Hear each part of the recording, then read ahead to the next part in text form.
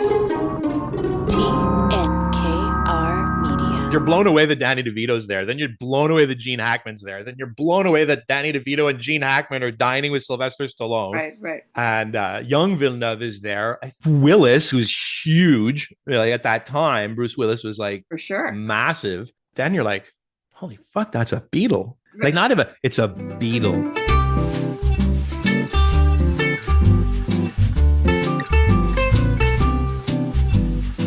Hi, everyone, and welcome to the Salt Lake Podcast. I'm Lesley Chesterman, and I'm here with my co-host, chef, winemaker, turtle, savior, etc., David McMillan. Hi, David. This podcast is brought to you by Lemonade, a cool, refreshing drink. Hello, Lesley.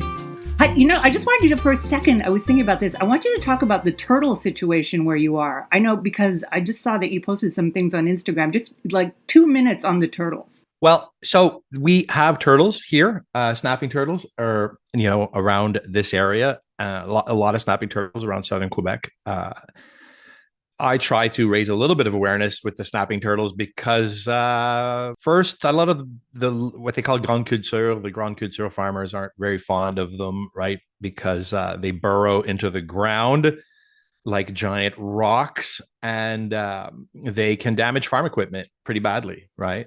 But I've seen smashed, snapping turtles on the side of the road because I feel that, let's say, the bigger farmers might drive right into them as opposed to swaying away or stopping their car and moving them to a safer area. So I've always thought, how big are they? Are they as big as kind of like how?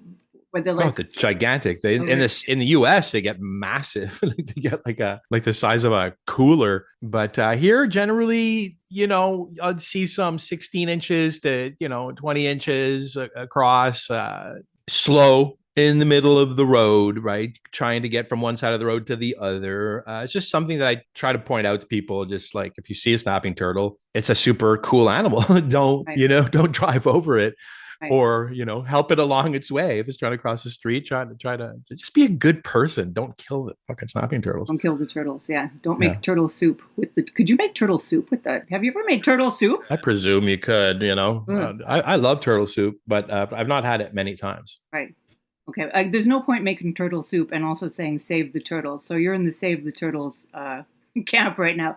Anyway, we're going to start talking about our favorite beverage, non-alcoholic beverage of the summer, which is, I am obsessed with lemonade right now. And I mentioned it to you and you said that you are a huge lemonade fan too. So what is your mix for lemonade? What is your lemonade recipe? I like frozen raspberry lemonade. The frozen raspberries, and don't overthink it. I think that the concentrated lemonade from Metro or IGA, if you watch the flyers, sometimes you can get the lemonade for 3 of them for $1.50.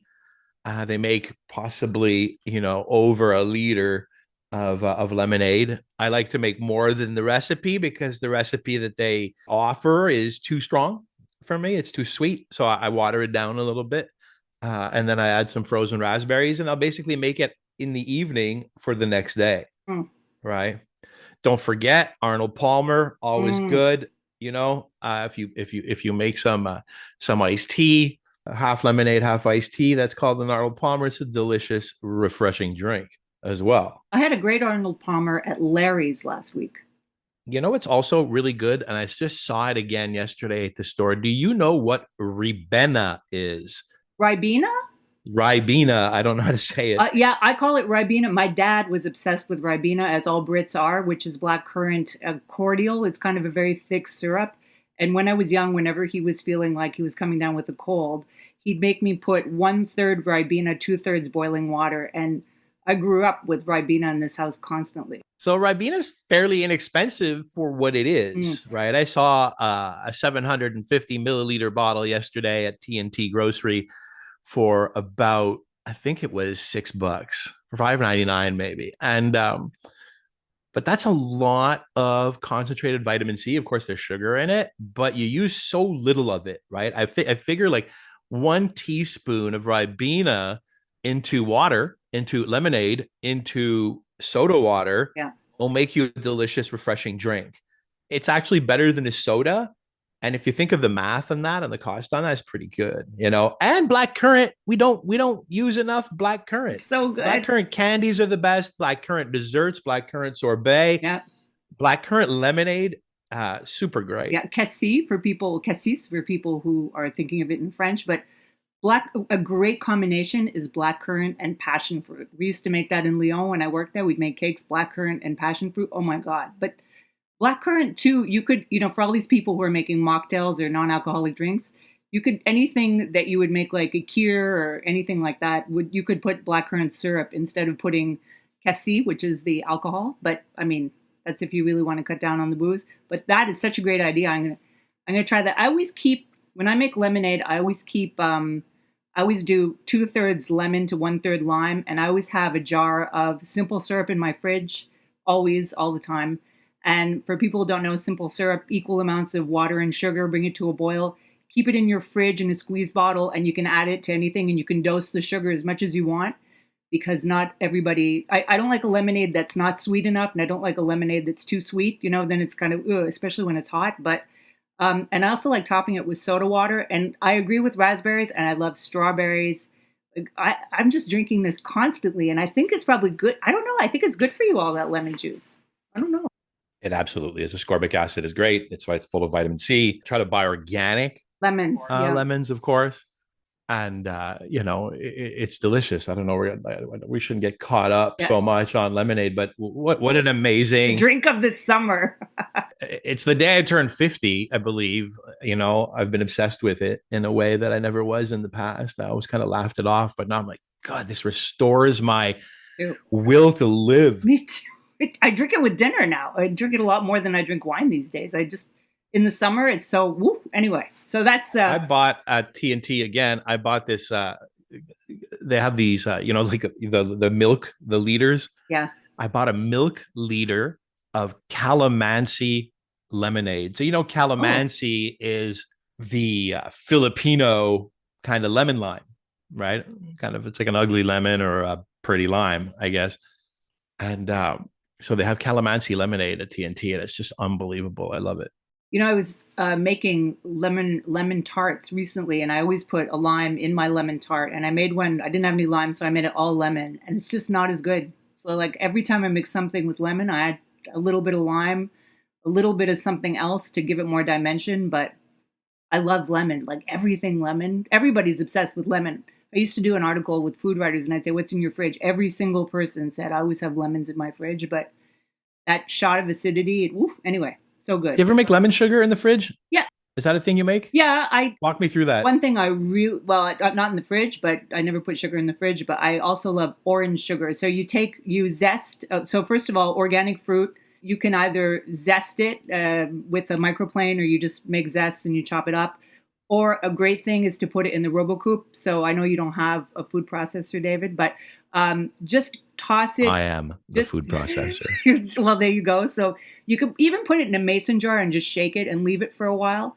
So like 1 lemon for 1 cup of sugar in a mason jar? You could even put 1 lemon for 2 cups of sugar. Put it in a mason jar. You could even just slide the long peels of zest. So I take a lemon, I chop it all up.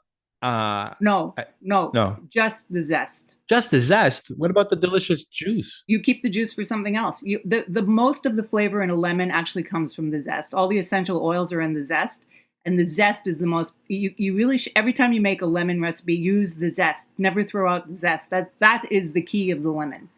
So just put the zest in there, shake it up in the sugar.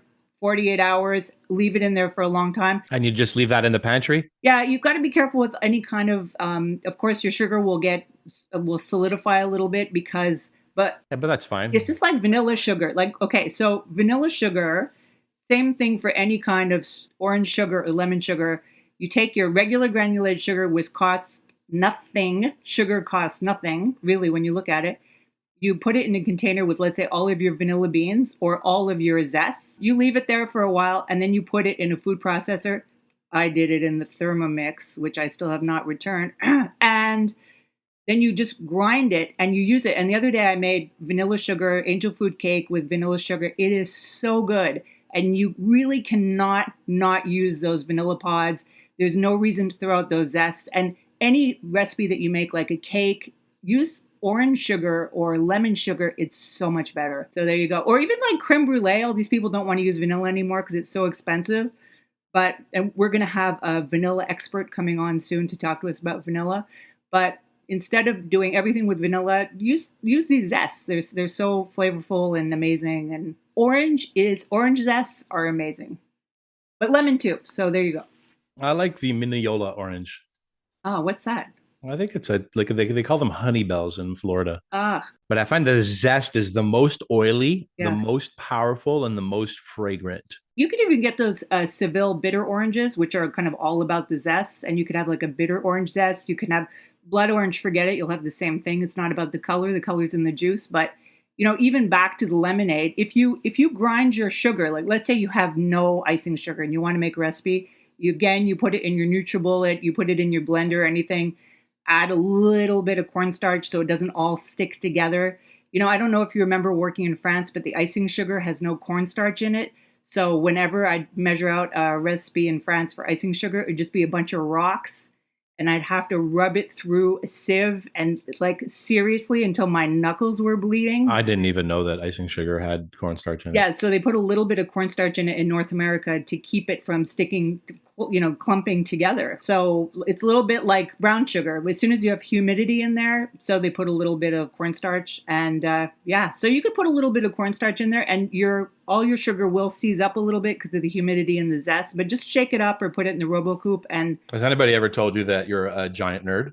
I'm a pastry chef. So I love you, but I'm gonna, I feel that I could just sit back and you could just talk about sugar for an hour. No, but So we're gonna keep this moving. I'm obsessed with sugar. No, okay. Anyway, so exactly. But actually, we have a really good topic this week, and I talked a lot about sugar, but I think from here on in, you're going to be doing most of the talking because this past weekend in Montreal was Grand Prix weekend, which for anybody who grew up in Montreal has been going on forever. I remember my dad telling me he used to go to Grand Prix, and my dad is long gone. And so this has been going on, since the 70s? I'm not sure. But it is a big deal in Montreal Grand Prix weekend. And it's such a big deal that when we almost lost Grand Prix, about 10 years ago? 5 years ago? It was an outcry, especially from the restaurants. And I know that, of course, David survived many Grand Prix weekends in restaurants. So I twisted his arm to tell us some Grand Prix stories. I'll speak to my therapist later this afternoon because, I think anybody in the restaurant business or lifers in the restaurant business or anybody that's worked more than 5 Grand Prix, I think I've worked maybe, 15, are traumatized, I believe, especially if you're working in busy restaurants or more commercial sized restaurants, right? Can you set the scene a bit, like who comes to Grand Prix? It's like the big spender week. Why is it so important to restaurants? Well, I think that wealthy men, it's not the most feminist event, I'll tell you that. Wealthy men that like European cars that go vroom, vroom, love Grand Prix, right? So the wealthy men of the world will, convene in Montreal, book reservations all over the place. But that brings as well, the big vodka companies, all the champagne companies, the even Heineken and so on, right? So all of these beverage companies will host parties all over town. All of the Formula One écurie, or you say stable, I guess in English, I don't know. The teams, they'll also have their own events and parties and 5 sets or after race things. Everybody has a massive party. The whole city is a massive party. They shut down Crescent. There's cars everywhere. People love it. They wear their favorite car uniforms. And it's cool when it's nice, when it's nice, it's really, it's good for the people. It's good for the city. I hate when it gets rained out, it was really nice this weekend. It was like the most perfect day for Grand Prix this week. It's good. And, that's the biggest night of the year, maybe in the restaurant business for restaurants that, let's say, are centrally located in Montreal that cater to, an upper tier of clientele. I think it's one of the biggest couple of days of the year. Even the Thursday is big, Friday's big, Saturday's big, and then the Sunday's still kind of good, right? So it's 4 days. Next year, what's cool, I saw on the announcement that Dan sent that they're going to be moving it to May. That's a big change. Weird. Risky weather month here. May. Could be cold. Well, also they've signed on for 10 more years, I believe. I didn't look. I just Yeah, till 2035. Yeah. yeah. So that's cool for the city, 2035, and but it's May 15th or May something the Ooh. 22nd or something like that. So it's going to kick off the summer. Basically, it's going to be the beginning of the season. The weather's a bit more iffy around that time, but in retrospect, if I do think about it, I think it's cool. It's a good way to kick off the summer. I think that terraces are still kind of iffy in May like that, but they're up, right? So it's going to kind of push everybody to get their terraces organized a little bit quicker, and I think it's cool. I think it's a good way to kick off the summer, and then people just power through June and July. That's nice. One big thing, Grand Prix is the most watched, car racing is the most watched sport in the world. Is it? It beats soccer. And also, it's funny because you said that about men, and it's so true. It's like a guy thing, but there are a lot of women who love Grand Prix racing. Sure. I mean, I am not one of them at all, but I watched it once, and I went once. It was so bloody hot when I went. I hated every minute of it. It is so noisy. It is such a scene. I don't know. I don't get it. But one thing that it does do is it brings a ton of celebrities. Famous people like David Letterman love Grand Prix, but so many more people do. And what I wanted you to do, David, is to open the Pandora's box of stories about celebrities eating back at Globe and at Joe Beef. I'll tell the most. Joe Beef was never hot with the celebrities. It was really just full with foodies. What can I say? Lower key international wealthy people around Grand Prix. Where I worked, before Globe. That was on Saint Laurent Street. And Saint Laurent Street was, my partners were Italian in those restaurants, and they were super obsessed with Ferrari. And I knew nothing about it, to be honest. But, there was some Grand Prix where, I'll tell you one story. There was, I could talk about Grand Prix for 3 hours, but I would end up crying in a fetal position on the floor and a therapist intervention. Because you have to understand those are big numbers, okay? So it's I'll give you an example, a big night in a restaurant in Montreal is $10,000, let's say, a medium-sized restaurant. A very big night in a restaurant, it could be $25,000. And I think there's some Saturday nights at Globe during Grand Prix that I do $120,000 in sales. Just if you wrap your mind, that's a month. That's a month of sales. Right. Okay, for a restaurant. That's 30 something days. We do that between 5 and 3 a.m. Okay. Is that because of numbers, or is it because people were buying expensive wine?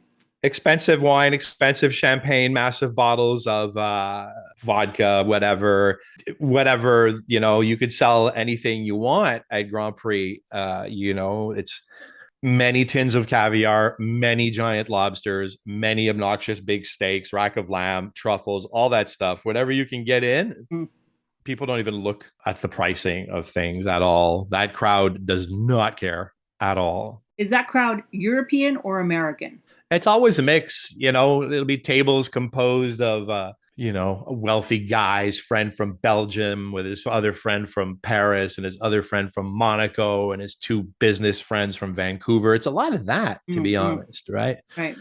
And people, they stay late and they go hard. And it's kind of part of the culture, maybe, that Grand Prix culture.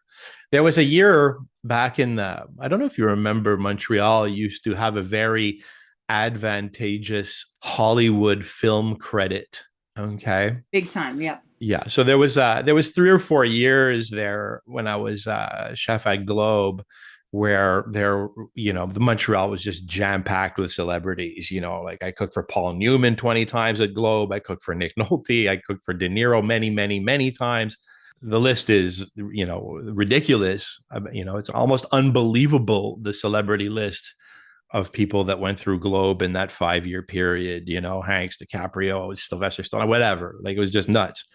And not even just, people coming to dine. It was people hanging out, partying, just coming to the restaurant every night and staying for 5 hours, and making friends with the staff and, doing things like that. So it was pretty interesting. Did you have an attitude with them? How did you I think maybe your secret, knowing you a little bit, was that you weren't starstruck by them, but you just talked to them like they were anybody else. Well, the funny thing is about, let's say, A-list celebrities, they're very skilled about getting to zero really quickly. I've never had an issue with an A-list celebrity, believing that they're better than me or greater than. Like, everybody's just generally like, "Hey, man, do you have cheese?" Like, like, "Yeah, I have cheese. Can you make me cheese toast?" I was like, "Yeah, I can do that." And it just, especially when it comes to food and drinks, we can eliminate a lot of nonsense really quickly. Like I'd have conversations with Rob De Niro about, mozzarella, so on and so on and so on. I remember, Paul Newman was always obsessed with Sleeman's beer. So I'd go get him a 6-pack of Sleeman's beer. And his wife always wanted me to sign the menus for, like, because the daughter collected menus and, but on and on and on. But no, there's never been any issue with pomp at all with any A-list celebrities. What about B-list? More local celebrities. Of course. Just a nightmare to deal with. Very, very, entitled. Oh yeah.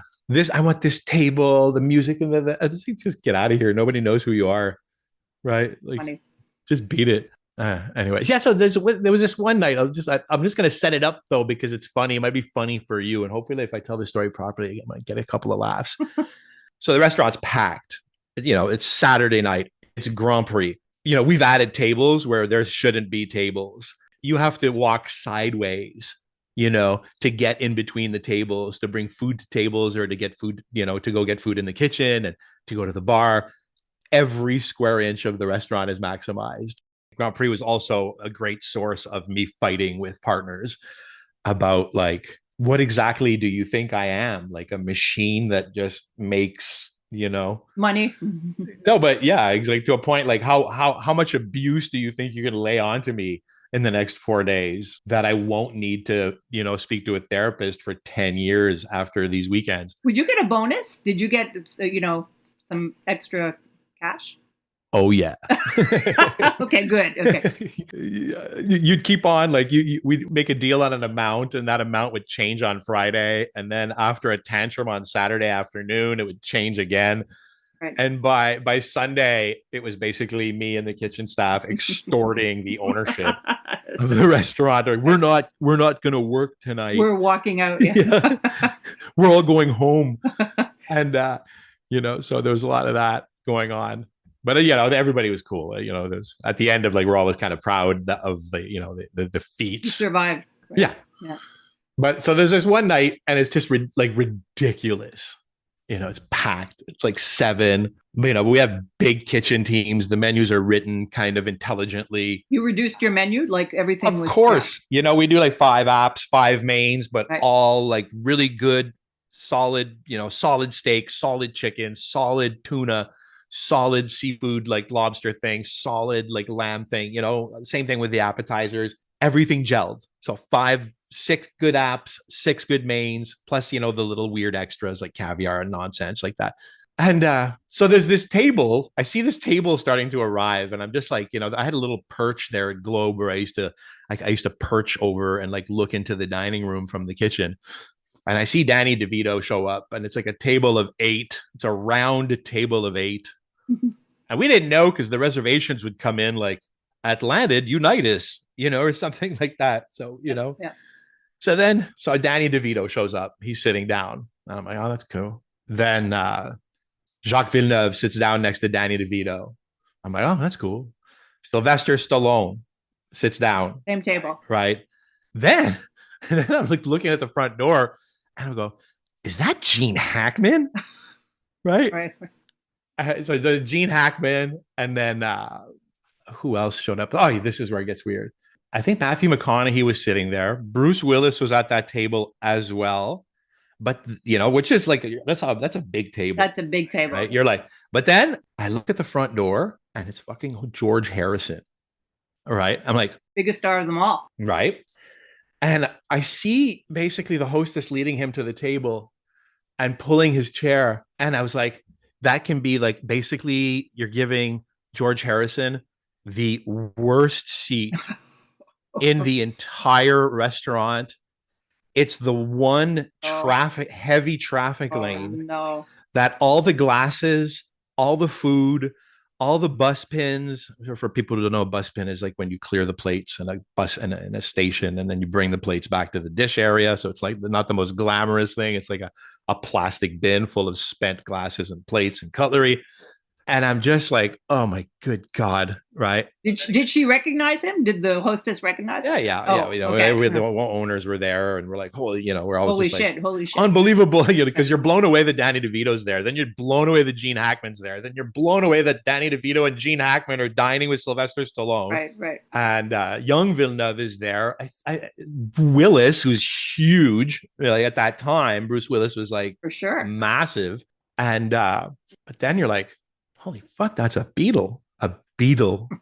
Like not even, it's a beetle. And a great beetle. Yeah. Well, of course they all were, but go on. Yeah. So did you change his seat? Yeah. So I'm just standing there on my perch, and the waitress comes over to me and she goes, I'm not, how can I say this without being a French girl who says to me, a French waitress, a great girl, says to me, the small man over there wants to talk to you. Danny DeVito. Yeah. So I'm like, okay, that's Mr. Danny DeVito, right. From Taxi. Right. Okay. A legend. And I go like, why does he want it? What does he want? I'm not going to the table. She goes, yeah, well, he wants to ask you about some food. I go, okay, fine. So I run over there, and the furry just looks at me and he goes, we're going to have a tasting menu. And I'm like, yeah, that's cool. This isn't that kind of restaurant. Like, this is the Grand Prix menu. And, it's like basically these 6 appetizers, these 6 main courses. He goes, yeah, that's perfect. Now make it a tasting menu for us. Thanks. And he just kind of blows me off. So I'm walking away from the table. The waitress is picking up the menus. I'm like, I can't do this. I'm not doing a tasting menu right now for these guys. Like, how many courses do they want? What do they expect? Do I do it family style? Am I doing 8 courses? Am I doing 5 or 6? I don't have the information that I need to be able to do this. And I took a minute. I pieced it together in my head. I said, what makes the most sense? Like, I banged out a couple of seafood platters, and then I think like I did kind of a quicker version of a tasting menu, without resetting. Like, I brought 2 appetizers to each person, and then another barrage of 2. And then I basically did like the beef, the lamb, right? So I just did it in a way that I felt made the most sense at that time. I wasn't going to start, blowing up foams in the kitchen. And what were they drinking? I don't recall. I do recall. Nice wine, like what? Yeah. It was Silver Oak, 1992, from a Jeroboam. God, I'm still sharp. I still got it. I still got the memory. Right. Silver Oak 92 from a Jeroboam. And I love the Jeroboam bottle. It's my favorite wine bottle. It looks like a little piglet. So you brought that over? I didn't bring that over, but I think Joa did or something like that. Oh, that's an expensive bottle of wine. Not today, very expensive. Back then, not so expensive. Yeah. So we powered through that, and it was nice, but it wasn't the stress that I needed. And then this funny thing, at another table, there's a guy, I don't know if you know this, people in the restaurant business in Montreal from like my generation know it, but Eddie Murphy has a perfect body double. Okay. Like perfect. And the funny thing is Eddie Murphy's perfect body double also likes to go to restaurants where people think that he's Eddie Murphy. Right. So he's sitting at a table and there's like 4 women with him. And then the real Eddie Murphy shows up. Oh my God. Yeah. Imagine that. Did he eat with his body double? No, body double basically saw Eddie Murphy, got up from the table. We cleared that table and then gave that table to Eddie Murphy. But they were, it wasn't stressful or awkward. Like, I think it happened, quite often. And I think that maybe to a point that Eddie Murphy basically used this guy as a placeholder for his tables, somewhat. Right. That's what I thought. So Eddie Murphy didn't go over and sit with George Harrison and Danny DeVito, and you couldn't even. That was like when Eddie Murphy was super weird. Like we were told, like not even to look at him in his eyes. Oh shit! Right. That was. And did you? No.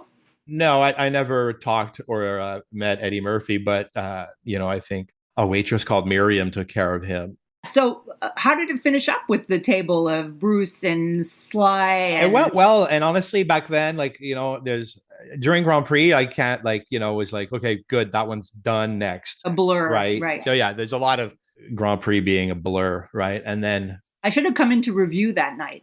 It always grows. Yeah, that's exactly what I needed. That's exactly what you needed as a critic showing up. People did. I think this guy, Robert Sietsema, came once on Grand Prix and he sat by himself at a table of 4 and reviewed me in the Village Vanguard in New York City, or the Village Voice. Village Voice. Yeah, Village Voice. And it wasn't a great review. And I was just like, are you stupid? You're bad at your job. Yeah, I would always hate Grand Prix weekend because I couldn't go out, and I'd always have to go out, and I'm like, forget it. Not even the weekend, a week before and a week after. You just don't. It's like reviewing in January when everybody's out of town. It was fun when we opened Joe Beef. People like the Grand Prix people didn't figure out we existed for like 4 years, so it was kind of neat. It was just kind of business as usual when everybody was like panicking, and we were just like, oh, it's just another Saturday night. Just for people who know Montreal or don't know Montreal, the 90s and the 80s was a really 2 huge decades on one street in Montreal, and that was St. Lawrence Street, the main, and Boulevard. It's not a street, and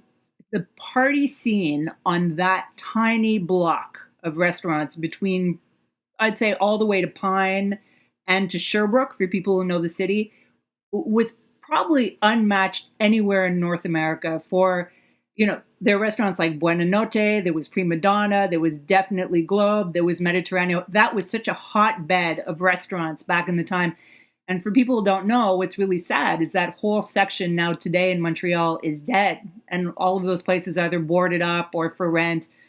I think either... Thank the city of Montreal for that. But isn't it also landlords, David? It's also, there are a lot of things that happened about that street. And also, restaurant scenes also moved to different parts of the city. I think we were paying like $17,000 a month for Globe, maybe more when I left. Okay. As things get hot, rents go up. Right. Like, when we went down on Notre Dame Street to do Joe Beef, like everything was free down there. Now it's like, a big street. There's no restaurants in St. Henry. And, now there's a lot of restaurants on that street. It's just, cyclical. But I think Saint Laurent would have stayed positive if the city didn't dig it out for 2 years, turned it into a canyon. And, I couldn't believe it. They would build a sidewalk. They say, well, if we're finished, they'd put a sidewalk, the fire hydrants, they'd pave it. 2 weeks later, they'd come and break the new sidewalk apart, unpave it, dig out the hydrants. And sometimes they would do this 5-6 times. Yeah, the construction in Montreal has been... The corruption in Montreal. But also, let's be honest, that street got a little bit cagey with all kinds of after hours, probably a lot of drugs on that scene. We're talking 90s and 80s where, there were a lot of things were going on, and Montreal is a party city and a lot of things happen. And yeah, there was definitely the criminal element, For sure. I remember some, tense moments, at that time. I think there was a biker war. There was all of a sudden there was this thing called Haitian gangs, and and I think the Italian mafia was prevalent at that time and showy even a bit. And the bikers at that time were quite showy. They'd wear their jackets to the restaurant, and it was kind of intimidating, to deal with. It's not like all I ever wanted to do is cook and sell wine to people and be in like a positive, happy area or zone where people also want to be fed and drink, right? And it's really rough walking up to a table of like 8 Hells Angels, I can imagine. Yeah, it sucks. Right. I'm sure it wouldn't be easier for a waitress. It's funny what you say, because you can have somebody like that who in their personal life, up to obviously no good. And yet you can have somebody who, is holier than thou come to the restaurant and complain about everything and be difficult. Oh my God. So many lawyers. Oh my God. Just not toxic abusers, I've been spoken to badly by doctors. Yeah, Doctors' wives is my favorite one. Yeah. I'm Mrs. Dr. Fletcher. I'm like, no, man. Yeah. No. I got a lot of letters when I was a restaurant critic. I got a lot of letters from doctors and lawyers telling me I was wrong about a restaurant I gave a bad review to. And I realized, and I actually once had a doctor send me a letter about a really mediocre, expensive restaurant that I got it all wrong. I was horrible to write that. And he got like 4 other doctors to sign it. And I'm thinking, like, what is this? I know. That's so strange. And lawyers, doctors and lawyers, the most letters that I got disagreeing with reviews, doctors and lawyers. You know, when my dad was dying in the hospital, right? Really grim moment. He had this doctor who would come in and was really negative all the time. And then one day the doctor says to me, Lesley, can I talk to you in the hall? And I'm like, oh my God, he's going to tell me that my dad is like 5 days to live, right? And he pulls me out into the hall and he goes, hey, you know, I just wanted to let you know that last month I ate at the French Laundry and it was really great. And I had this and this. So he's going on about the menu. And I looked at him and I said, doctor, I'm just going to go back and sit with my dad. It's not the moment to hear about your dinner at the French Laundry. Can you imagine? Can you imagine? So and also, funny. another doctor story. I'm giving birth to my second son. And as I'm giving birth, okay, baby coming out of my body, the doctor turns around, looks at me and says, what do you think of the Indian restaurant across the street? Okay. Then he says, La Chronique, overrated. So he's sitting there talking to me about restaurants. That's the baby awesome. leaves my body, goes into an incubator, et cetera, et cetera. He's still asking me about restaurants. Yeah, I've had this conversation with doctor friends of mine because I've got a lot of friends that are doctors. Weirdly, over the years, Yeah, me too. and I all think that they're flawed. Right? I always say, you know nothing about nutrition. Like we speak about nutrition, I'm like, you know nothing about nutrition as a doctor. And they're like, yeah, well, we just scan that over like a couple of days. Yeah, but okay, whatever. And a lot of my doctor friends they're my friends because I'm the king of the island of misfit toys, right? I'm a misfit toy myself. So all my doctor friends are like socially awkward, a bit weird, have strange hobbies, are terrified of women, like I have a whole bunch of weird doctor friends. And I always say like, because eventually I end up in a restaurant with them, and I was like, were you born like on a deserted island and raised by like wolves? Don't they teach you bedside manner Oh, no. in medical school? No, right. That's my thing. But doctors are massive foodies. I know everybody hates that word. Doctors and lawyers are always talking to me about. I've had a doctor. I'm bleeding. He removed a cyst from my head. I'm bleeding, and he stands in front of the door. He says, "I won't let you out of this room until you give me a list of your top restaurants." I think we've covered doctors and lawyers now. 2 of the doctors and lawyers who are not like this, we are sorry, but you must admit that some of your colleagues are a bit out there. That's all I can say. We want to also talk a little bit about what we're cooking lately because it's summer. This is the time to really cook. And in winter, I kind of shut down a little bit. I start kind of, getting a little sick of cooking. But in summer, it's just endless inspiration. So besides our obsession with lemonade, David, what have you been obsessed with lately in the kitchen? So I'm back on my beans program. Right. Just because I was reading a little bit here and there about sources of protein, I bought these David protein bars that are pretty delicious. And they're actually, the brand name is David. I learned about them on the Huberman podcast. It's actually quite complete. 30 grams of protein. Are they sold here in stores? I bought them on Amazon, I think. Right. Okay. Yeah. And there's no peanuts in them. That's always my biggest problem. I'm allergic to peanuts. So a lot of the protein bars have tons of peanuts.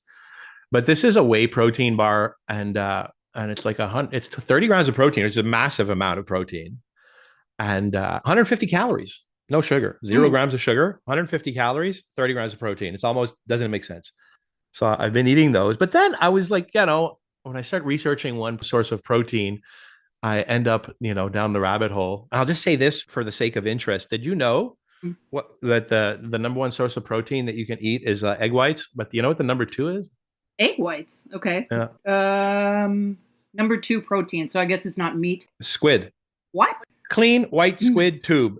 Top amazing protein. Wow. Anyway, I digress, but I just wanted to throw that out there because it's actually fascinating. Because if you have a big salad of squid, it's a great thing to do. Squid's inexpensive. It's super delicious. Sustainable. Don't buy the big ones, buy the small ones. Frozen is fine.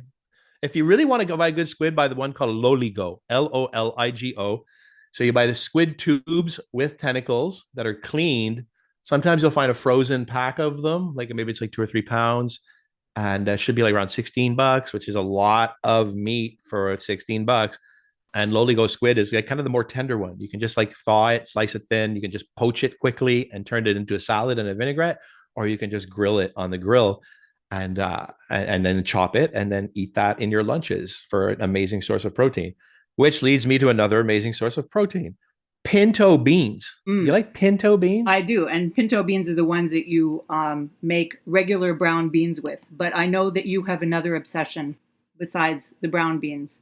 Cowboy beans. You know what cowboy beans are? I did not know until you told me. Did you Google it? I had no idea. I Googled it a while ago when you told me about this. So tell the people about cowboy beans. Tell the people. So I soak a pound of pinto beans in water overnight. And sorry, just to know, the pinto beans are those small white beans for people to know? No, they're not. They're a larger bean. It's like a Romano bean or a cannellini bean. I'm thinking of a navy bean. Yeah, the navy bean, haricot blanc. Right. Okay, so the pinto bean is the bigger one. Yeah, it's kind of the Mexican staple bean. Right. Okay. Mexican. Okay. Good. So you'll see them when you're at the store. You're going to see Romano beans look a little bit like pinto beans. I think the pintos are a little bit fattier, but what I like about the pintos is they're creamy inside.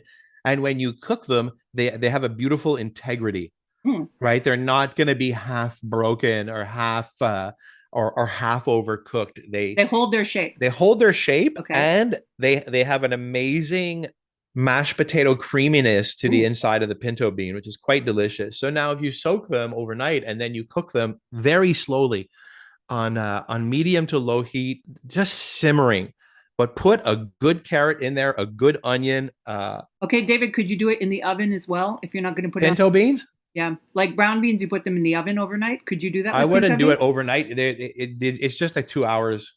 It's not a long cooking. If you soak them well. But you could do it in the oven, right? You could do it in the oven, but I'd be worried that you can do it in the oven. Yeah. Okay, I'll try it. But I cook them and they're delicious. So once they're cooked, I kind of I like the juice that emanates from them. It's kind of like a pinto broth. You could actually strain it off and it'd be quite delicious on its own. But that's not what I do. Then I take a pound. So I have a pound of beans, and then I take about a pound of hamburger meat, lean or medium lean, and I'll saute that with a good onion, a good shallot, and a good clove of garlic. I like caraway. I put a little bit of caraway in there, and a little bit of paprika, a little bit of like jalapeno chopped. And at one point, you basically put the strained pinto beans into the ground meat, right, with the vegetables. And I know it sounds like slop, but it is slop. It's cowboy food. It's like, you feel like a cowboy when you have it. If you want to put on your cowboy hat and sit down on a rocking chair with a glass of lemonade. Your fryer boots. Yep. Okay. The thing is it's so beautifully filling, digestible, energy producing, terrific farts. I was gonna say, do you take Beano? I saw you like going. Yeah, you saw my face. But did you have a Beano with that? I mean, or one or two Beanos with that? Yeah, but or you could just enjoy the farts. You can just go in your vineyard, stand there, and just enjoy the farting. Yes, very healthy, very healthy. But I like cowboy beans a lot, and I really think that it stuffs well into a sandwich the next day. Like you can make a sloppy cowboy beans, sloppy Joe kind of thing. Your kids like it? They really like it a lot, and I even I'll serve a little side of pasta for a young Flynn. Master Flynn likes his little pasta next to his cowboy beans, so double starch, which is very Greek of him. He's young. Yeah, I'm super into cowboy beans. Okay, well, wait just a sec. So I interrupted you when you were talking about cooking the pinto beans. So you're going to do you soak the pinto beans overnight before you cook them? Yeah, I'll soak them in the fridge overnight. I might strain the water out twice. If I walk by the fridge, I might pull the water off. Okay. Do you ever put anything along the way? Some people sometimes put baking soda in their bean soaking water. Some people you're not supposed to put salt when you cook beans. So I'll put salt at the end when they're tender. Okay. Then I'll put a good handful of salt because I believe too, a good handful of salt in the pinto beans, especially if it's a pound, right? It's a lot of beans. If you're going to get a couple of extra days of bean if there's a little salt in there. Little salt. So you're covering it. So you soak them overnight. You put I them don't in. even cover them. I just I walk by and I just keep on topping up the water. I just want them to be at a slow simmer because I want all 1,000 beans to be perfect.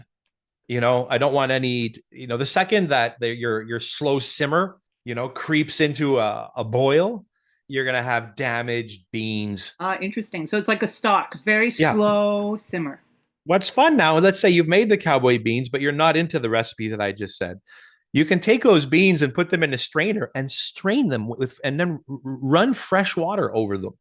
So you're just going to bring your beans back to being beautiful beans, right? And then you can put those in a bowl and add a raw, fresh garlic, right? A little teaspoon of mustard, really good olive oil, salt, pepper, maybe crush an anchovy into there, right? With a fork, you just like mash an anchovy and then a little bit of paprika, maybe Parsley and lemon juice. And then you take greens. You can fold arugula in. So good.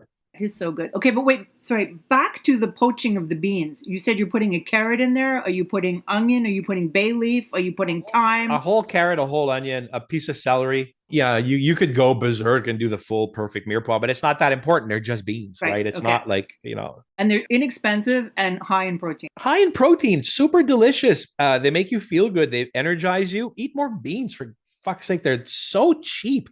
I'm not trying to save money. It's not what I'm trying to say. No, but no, but it's like good. something I'm bored sometimes. I'm like, steak, chicken, fish, like it's always. And I was like, I'm gonna have a main course tonight of beans. Yeah. Right? Restaurants, you never see beans. Never. Like restaurants. Oh, you never see so many things in a restaurant. I don't know why young chefs like. It's always the same thing. There's no shrimp in restaurants. There's barely any squid. Yeah, squid is a little bit out, but there's still a lot of octopus. There's still no more quail. Quail, yeah, done exactly. Yeah, no liver, no quail, no rabbit. We talked about that. Which brings me to another subject. No more goat cheese. Come on. Ah, okay. Come on. Yeah. How amazing is goat cheese? Good for you. I love delicious. Everybody loves goats. Great with wine. Right? Right. Sauvignon Blanc.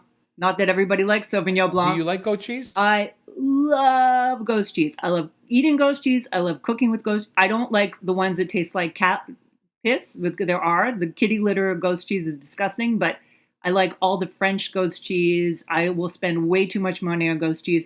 That's one thing. This sounds pretentious, but when you're in places like Provence, really the only cheese in Provence is goat cheese, and it is fantastic. Goat cheese with rosé is really good. I miss that. The good old roll into a restaurant and have a hot goat cheese salad appetizer. Yeah, salmon, that was so great. Things. I did it the other night. And the girls were into it. Yeah, and there's a great ottolenghi recipe, and I am maybe the only person on the planet who's not obsessed with ottolenghi recipes because I just find them very long and sometimes not all that great. But there is an amazing ottolenghi recipe for a garlic tart, and you poach garlic cloves, blah blah blah, goes in a crust with goat's cheese. Oh, one of my favorite recipes of all time. Really, look up that recipe, everybody who's listening, and make it. It is, somebody brought it to my house. I looked at it. It looked terrible. I'm like, ugh. Then I ate it. I love it. One of the greatest things I've ever eaten, and I never ate the original version, the Marco Pierre White version, but in Marco Pierre White's cookbook, the early one, the Mirabelle cookbook, there's a recipe in there for onion tarte tatin. Yes. Which is very cool because basically shallots? It's an onion. Okay. Onion. People do it now with shallots. I find shallots way too intense to do that. You've got a Vidalia onion. It's a sweet onion, that's not full of sulfur. It won't make you cry when you cut it. So it's basically a thick slice of Vidalia onion. And when I say thick, like the thickness that you would slice an onion to make onion rings. Mm. So what is that? Like a centimeter, right? So the caramel is laid down in, let's say, the bottom of a nonstick ramekin or something like that. Right. Some people use the flexi pads, but you can also do it in a ramekin. You just have to be a little bit more skilled at, the caramel and the onion. And then it's the puff pastry. over the onion. So first you kind of cook the onion in the caramel, then you put the puff pastry and you make like basically a little onion tarte tatin. Where it gets super delicious is the garnish for it is olive oil whipped goat's cheese and a nice big petal of a confit tomato. Now those four things together, puff pastry, tatin onion, the caramel that has a bit of sherry in it, if I recall, and then the olive oil whipped goat cheese plus the confit tomato, it's a mental thing. Stephen Lesley used to run it at the tavern on the square or Monkland Tavern. I don't remember. And that's such a mind-blowing dish. That would be great. It's these things though. I have been making tarte tatin my entire life. And I just made one last night. And when I unmolded it, it was like a big pile of applesauce. It was a disaster. And it is the most, I think it is actually the most difficult dish or dessert to make of them all. You use, you're saying puff pastry. Puff pastry, as soon as it touches something wet, it doesn't develop properly. I would actually make that dish and then turn it, I would pre-cook. Like there are a million ways to make that dish even better, but tarte tatin, I'm ready to give up. I'm really good at. You make a good one tarte of my tatin? super skills is tarte tatin. Yeah. Okay, well, tell me what you do. So I don't. So I use like kind of. What apple do you use? Granny Smith. All right. Okay. Yeah, seriously. Yeah, I know. Granny Smith is the one that holds its shape the best. But what I do is I make the caramel first. Yep. And then I put it in the bottom of the heavy copper. Okay. Pan. Back up. Do you deglaze with butter? Yep. Okay, so you make your perfect caramel dry in the pan. What kind of pan are you using? A heavy Mauviel your copper rondeau. Copper pot. Yeah. I use a straight. Yeah, straight sided. Bar, yeah. Okay, I'm with you. But what I do that's different, because I learned to make tarte tatin at Léal. Okay. So then what I do is I peel all the apples, I core them. Yep. And then I take a couteau d'office. Yep. And I slice them paper thin. Oh, yeah. Well, okay. Okay. I slice them paper thin one by one. And then when my caramel is cold in the bottom of the pan, I place them without spreading them. I just drop them. I drop them all. But then I keep on building the tarte tatin till it's a pyramid in the middle, right? Did we talk about this on another podcast? I might have texted it to you once. Okay. So I pile it like it's a pyramid. Right. Because one of the biggest fails of tarte tatin that I always see is they cave in. They're concave. And the unsliced whole apples is just not beautiful. Because once I get to a point where once my pyramid starts to go down, what I do is I take a cutting board and I press everything down. Okay. Then it's what makes the beautiful apple mosaic, because the sliced apples all of a sudden get pressed down and the central pyramid gets pushed down. How many apples do you start with? Oh, God, it's so fucking many apples. Like 12? Oh, no, way more. What, 40? What? No, like 20 apples for real to make like. You're going to have to show me this. Yeah, I have pictures on my phone. I can send you pictures on my phone. Last time I did it, yeah. I do it with the apples cut in half and I go them back to back to back in spirals, okay? No, I don't like that. Yeah, well, I know you don't like that, but that's cool. It's cool. Yeah, it can be really nice. There are several issues. First of all, as soon as you're touching the dough to the damp apples, okay. What apples do you use, though? I've done it with Granny Smith. Okay, I've been there.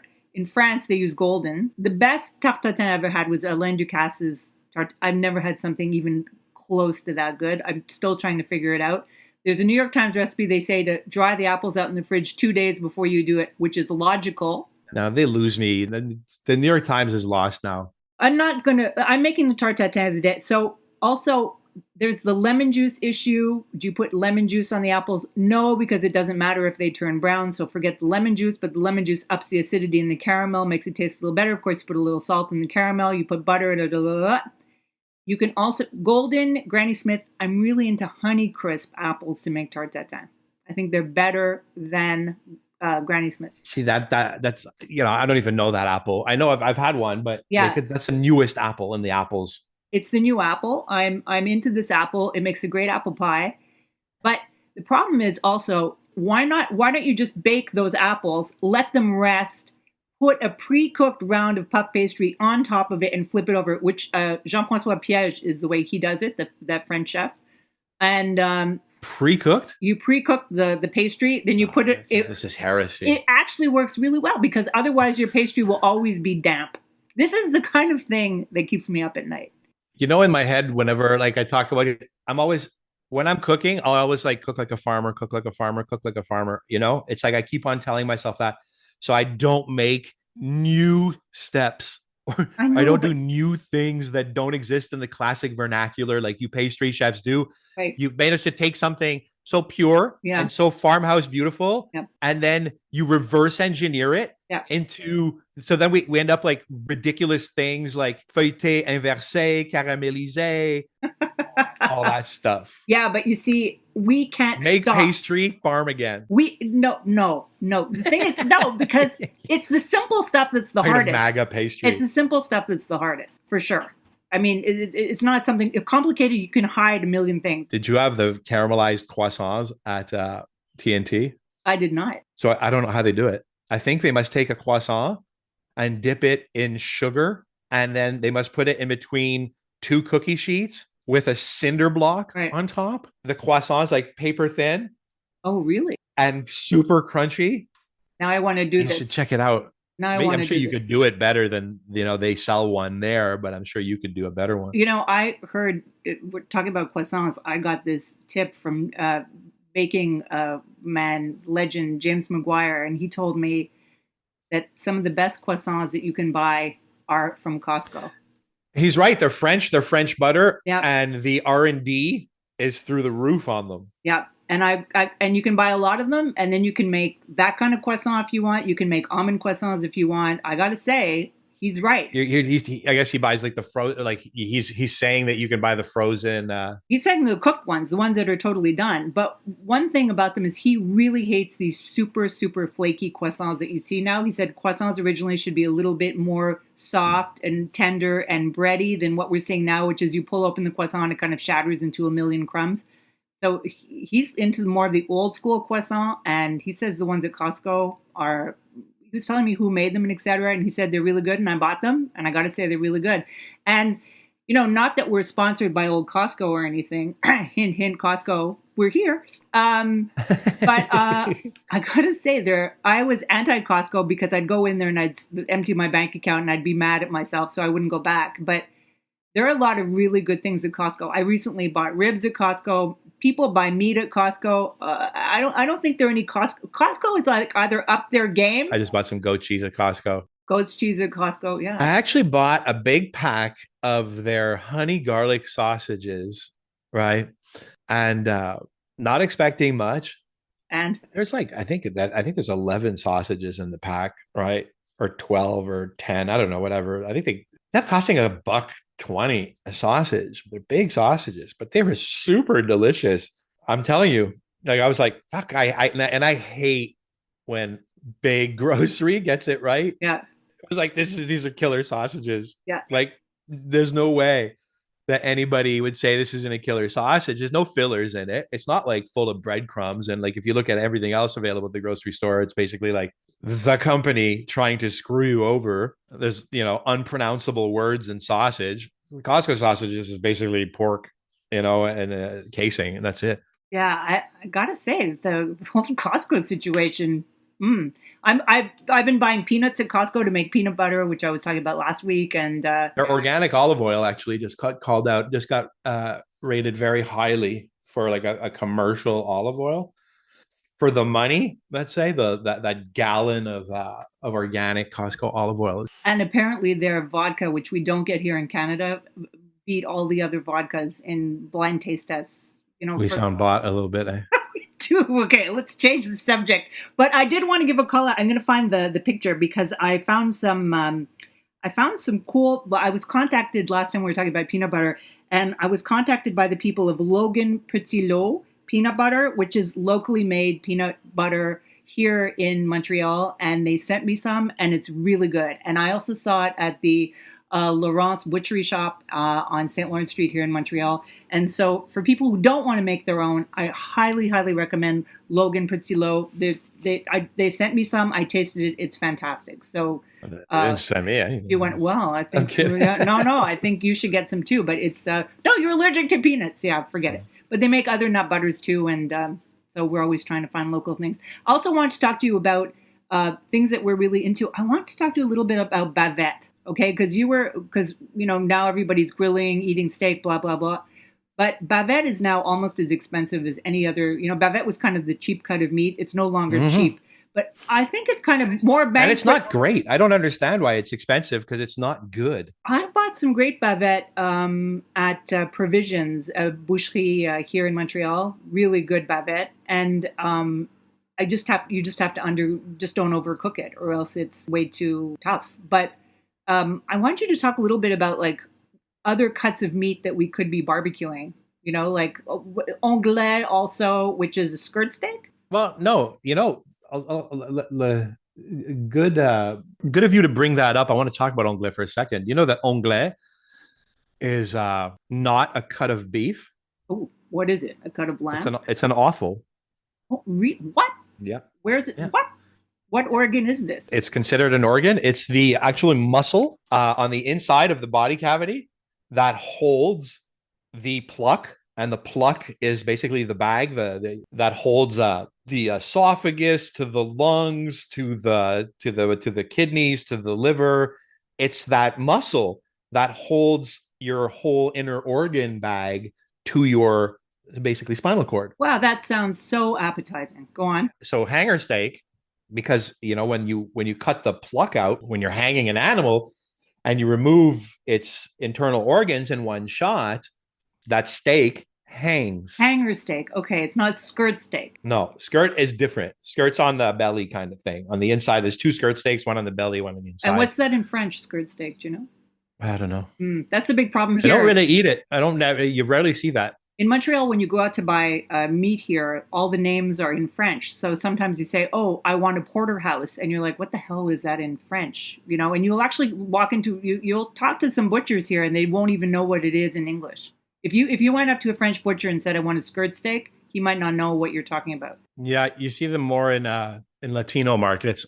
And I always opt out. I love going to ethnic meat markets. If you're going to save a little bit of money and get better cuts, like I love the Yacenza on there's one now on there's probably one near Papineau, there's probably one near you, there's one in La Ville La Salle, and there's one near me in Dollard des Ormeaux.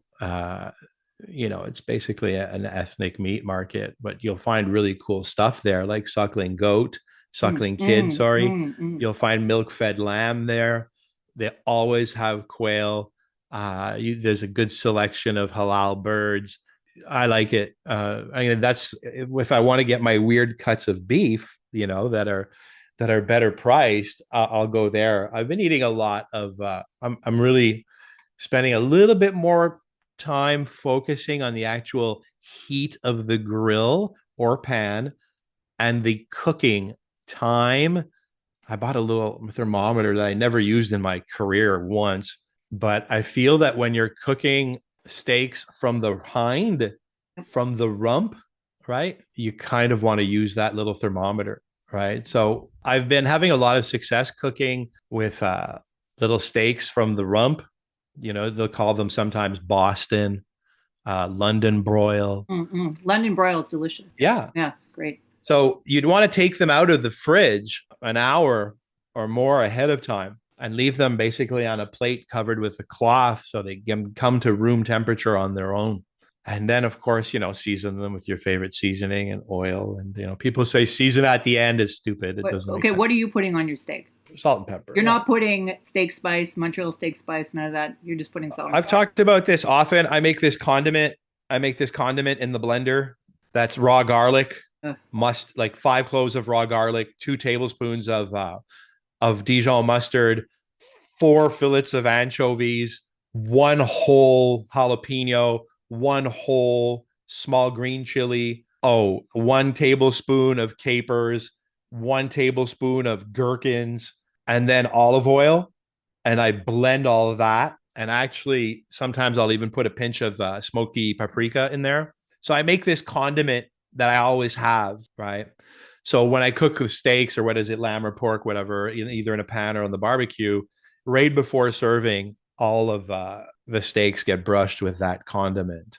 Could you put that condiment on the plate as well and put a little bit on your steak as you eat it, or is it too big? Yeah, for sure you can, but you have to be careful a little bit because it's like it's made from raw garlic, so Right. it's not something you want to sit around for days, right? I kind of make small batches of it, like I'll make 1 cup, and Make it for the meal, just for the time I'll of make your it for meal. the meal. It's basically like chimichurri-ish without the chimichurri, right? It's a non-green chimichurri, right? Just back to garlic, a lot of people are putting garlic in salad dressing and then leaving it in their fridge for a while. How long? You can get botulism from that, apparently. So, how But long? not even that, the garlic starts to ferment, and Yeah, then it becomes hard to digest. Like even this sauce that I make, if I use it 5 days later, sometimes, and I do because I'm alone at the farm during the week, you just make something that was delicious, undigestible quite quickly. exactly. I want to back up a little bit because you mentioned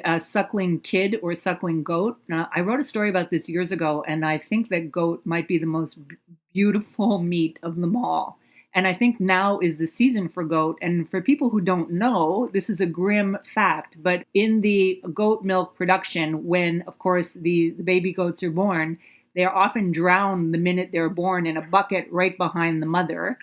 And some farms keep the goats and raise them for meat for a few months. And so that is a grim reality of the dairy world, just for people to know. But if you buy if you buy a baby goat and you raise it, and of course Italians do it for Easter, but now is really the season in spring, it is really delicious. And I think you would treat it the way you would braise lamb. Maybe I describe the meat as kind of a really rough way, as kind of a cross between pork and lamb, but it's kind of not even doing it justice. It's so tender and beautiful, this meat. You're talking about suckling kid. Baby goat, yeah, yeah. Yeah, baby goat's delicious, very delicious. Even Caribbean cultures eat it a lot. Mutton. I really noticed the other day there was kid. You can get a bag at Maxi of like suckling kid pieces or goat chunks for braising Yeah, for not much money. If you want to try it out for the first time, it's right. pretty cool. Curried goat is fantastic. Yeah. Yeah, for people to know. And we also wanted to maybe wrap up and talk about cherries. You were talking about how much you love cherries. Yeah, I love cherries, but you know what I don't love? How bad I am at clafouti Ah, and how I've never had a good one. mm. But I hear that it's like really like it's as easy as making an omelet. Can you walk me through making a clafouti in a pan? Okay, well, But like, and don't go all pastry chef. chicken killer pastry chef on me. Just give me like I'm a country girl version. Okay, well, I always make mine in a crust. I don't make it just in a pan like that. I think it's much better in a crust. Basically, you should know clafouti is the same as crepe batter. So if you have your favorite crepe batter recipe, you can. Isn't it more eggy? No, Okay. it really is a crepe batter. And the big controversy with clafouti. So you butter and sugar, a kind of a ceramic mold. I have a great recipe in my upcoming book, in my last French book. But of course, I make it in a crust. I make it with blueberry, raspberry, and cherry. But of course, you can make it with just blueberries, just raspberries, or just cherries. I always take the pits out of the cherries. I don't like people say it doesn't taste as good. I don't agree with that at all. I don't like spitting out pits at the table. And only put about 2 tablespoons. Don't put too much flour in a clafouti because then it just turns into kind of a cakey texture and it gets a little bit rubbery. But I'll post. You know what I'll do is I'll post the recipe with the picture on our Instagram page for people who don't know. Oh, I promised this too. Sorry, I don't want to cut you off. Yeah, no. Do you have Nicholas's chocolate torte recipe? Of course. Leslie's gonna post. Yeah. Nicolas Jongleur's hot chocolate. That's something restaurants don't do anymore that people love. Give the people what they love. People love goat cheese salads. Yeah. Molten chocolate cake. Molten. So she's going to post basically the first molten chocolate cake and recipe that there was out there. Yeah, and it's done in a ramekin, so it's a lot easier. You don't have to unmold something, and I gave it to my mother, and she made it for dinner parties for the rest of her life, and always a hit. It is real, even in summer. Forget it. I mean, I know it's like strawberry, whatever season, serve a bowl of strawberries on the side. Give Oh, everybody. you know what we used to do? Because, we used to prep them. And so we'd have like 50 ramekins in the fridge and the batter is cold. Yep.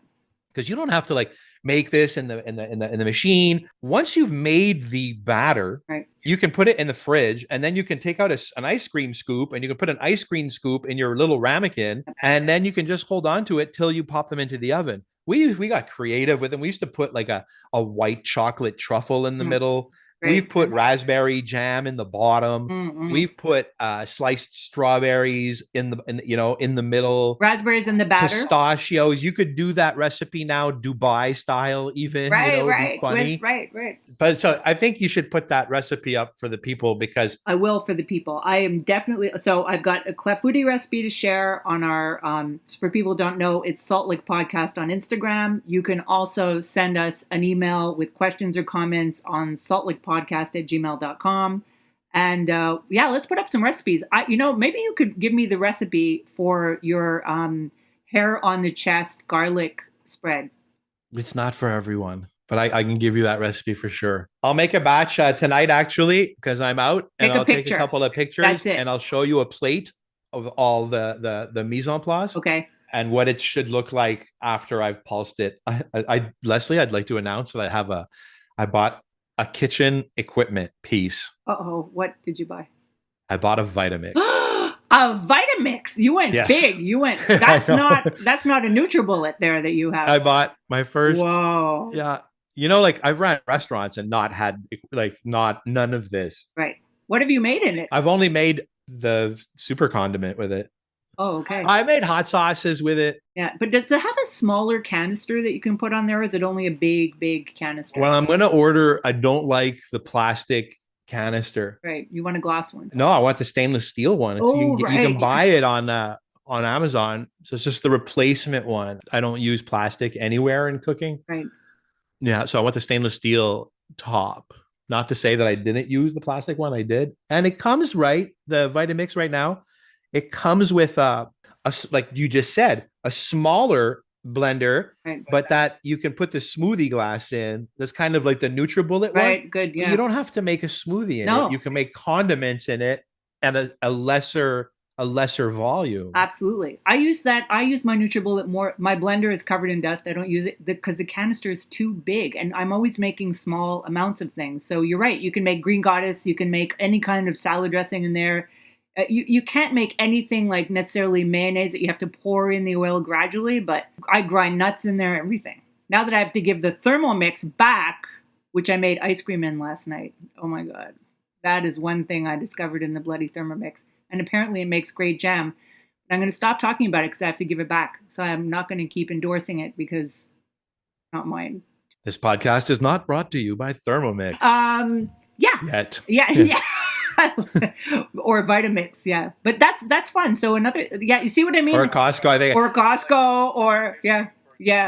We fishing for sponsors. Costco, T&T. Did I tell you about my love of Le Creuset pots? Did I mention that? But another thing with the Vitamix is everybody buys those just to make smoothies. I mean, that's the main, or juicing, or of course you can't juice in that really. You need a juicer, but.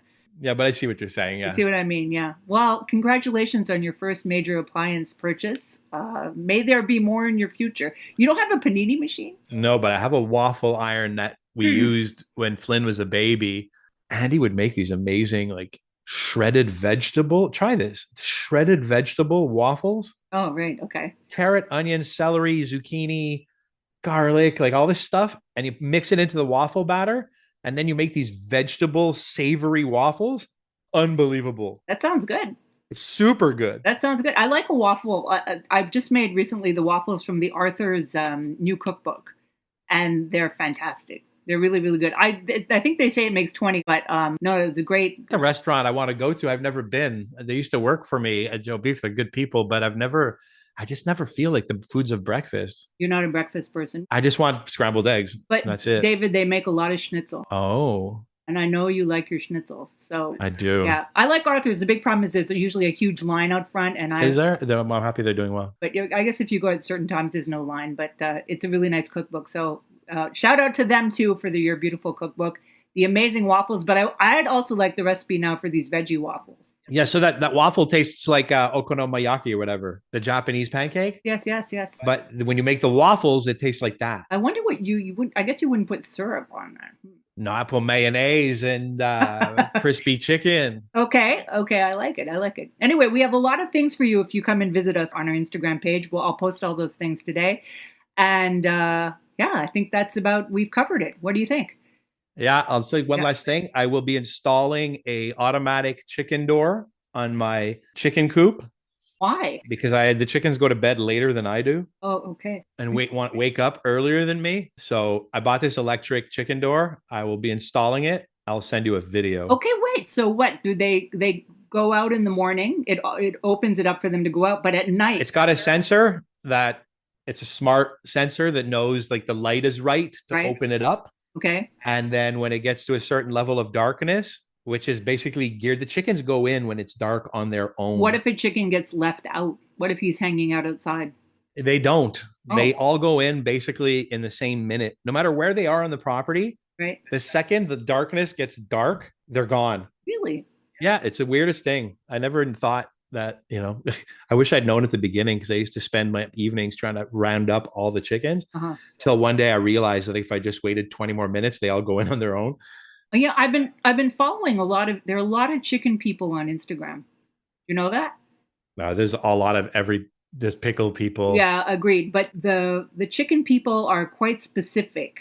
I mean, I've learned so much about eggs. As much as we crap all over social media, I've never learned so much as I have just from sitting there and scrolling through Oh, Instagram. did you try the Jose Andres egg like I told you? No, but my son does it all the time like that now. So yes, it does work. He does that all the time.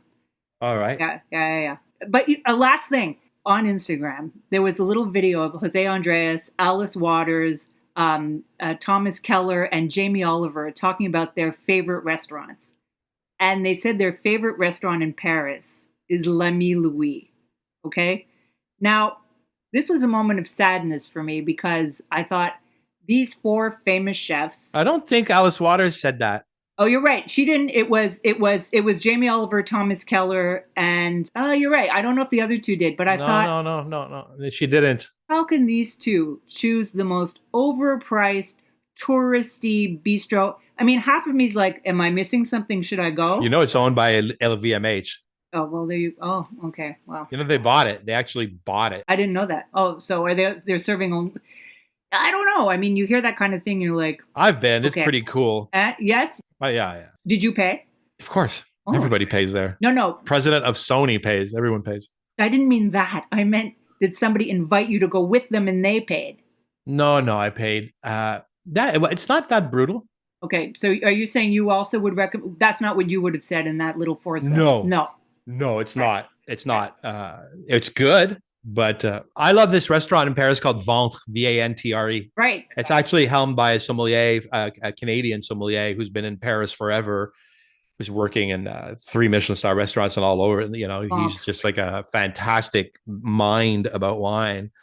And they do nothing. They do like 3 apps or 3 mains, but they're perfect. And there's a young chef in the kitchen who actually speaks English, and it's a wine restaurant basically, but maybe high level, high educated wine nerd, so I kind of like that a lot. Do you get a lot of people asking you where to go and eat in Paris? I get every week somebody says, can you recommend where to go eat in Paris? My sister lives there, so I go. I send everybody to Paul Bert. And and I send everybody to Brutos.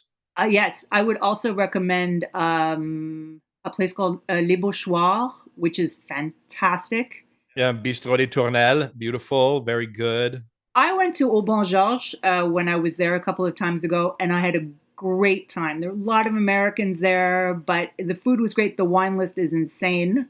All these places are now extremely expensive. And also, I'd really recommend a place called Abri. It's impossible to get a table there. It's very small. And Capitaine. There's a really good restaurant called Capitaine, which is a little cheaper. And sometimes you just, places like Septime, you can't even get a table. Frenchy, hard to get a table. So I prefer Clamato next door to Septime. Okay, right. Yeah, I like that. Right. Gosh, we covered so much in this podcast. I don't know if it sounds good. It probably sound like raving lunatics, maybe, but I'll give it a listen and see and get back to you. It's all good. It's all good. Anyway, well, have a good week, David. As well to you. Thank you, everybody, for listening. Wait, sorry. Last question. What state do you have? What's it called when the grapes are before the grapes? When you have the flowers going into the grapes, is the name for this? We're right there. Yeah. We're minutes away from floraison. Floraison, and you have some hybrids have started flowering. Right. I sprayed the vineyard last night, and some hybrids have started flowering. And the vinifera, the Chardonnay, the Pinot, not the Gewürztraminer, are minutes. For looking like a good year so far? There's a lot of fruit flowers right now. I'm just worried about the beetles. Vineyard is very clean right now. My spray program is up to date. It looks beautiful. It's been growing. It's been dry too. But there's a tricky moment coming now where the flowers will open and their pollination occurs to, make the grapes, turn flowers into grapes. But there's a lot of kind of weird rain with extreme heat coming. So we're going to be in a little bit of a mildew stress position, I feel, over the next 10 days. So yeah, it's weird. You kind of have to walk the vineyard a lot and pay very close attention. People walk in the vineyard. I'm just staring at leaves and looking for little minuscule blotches or discolorations or like anything that seems like the beginnings or inkling of a mildew kind of disease. I haven't seen any of those Asian beetles yet, but they usually come a little later. Oh, they're coming.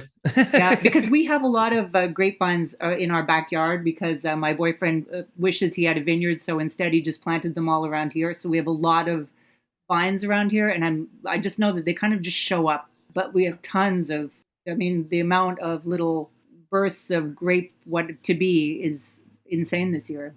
There are a lot of flowering on the vines.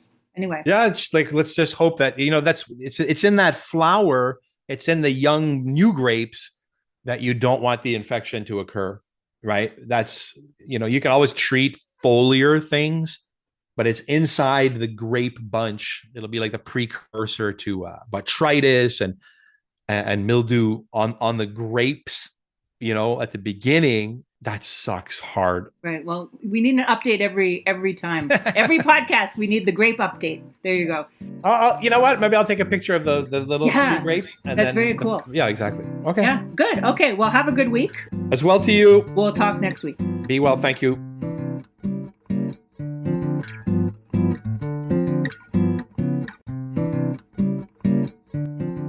So thanks for listening to this week's episode of the Salt Lake Podcast. Please remember that we are on Instagram at Salt Lake Podcast. You can send us questions or comments at saltlakepodcast@gmail.com. And don't forget to give us a review or send any kind of comments or star ratings. We really like the star ratings, not only because it's encouraging for us, but it really does help people find the podcast. And tell your friends. Thanks so much and have a great week.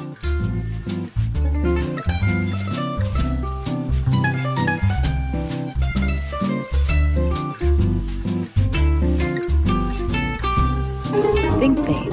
TNKR Media. Good talk.